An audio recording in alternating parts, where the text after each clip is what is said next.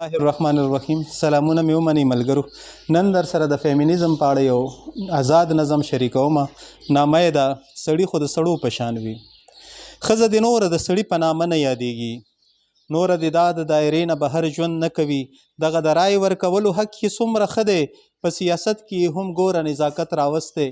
دغه د جنگ په لوزنامه یې دستخط وګوره لکه ګلاب چې د بنې په کمسۍ ایښی وي. نوره د ښځه د خپل ذات په لټون نه شرمېږي.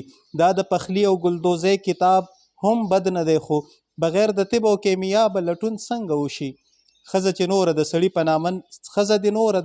په نامه نه یادېږي. ښځه چې نوره د سړي په نامه نه یادېږي، بیا خو د دې ځان نه چاپېره خپل جهان پکار دی. لکه سړي چې کائناتو سره ځان تړلی، داسې د دې هم یو زمان او یو مکان پکار دی. نن یې د ښځو په حقوقو یو لیکچر لرلو. کوم NGO به ورته 10,000 روپۍ ورکوي. دوی د لیکچر نه پس د چایو انتظام کړی و. د لوښو شور او خنداګانې وې غیبتې کېدې. د دې لیکچر په اړه چا هډو څه ونه ویل. زه ورنږدې شوم، یو کس نه مې تپوس وکړلو. ما وې د دې لیکچر خبرې خو بلا ښکلې وې.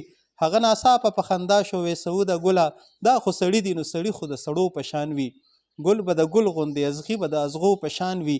دا فلسفه ملسفه هسې فریبکاره ده. بس زما او ستا د سیر اوړو ګټلو لاره ده. بس دا نمایش دی او غوغا ده هسې ها ها ها. دا تماشه ده او خندا ده هسې ها ها ها. مننه.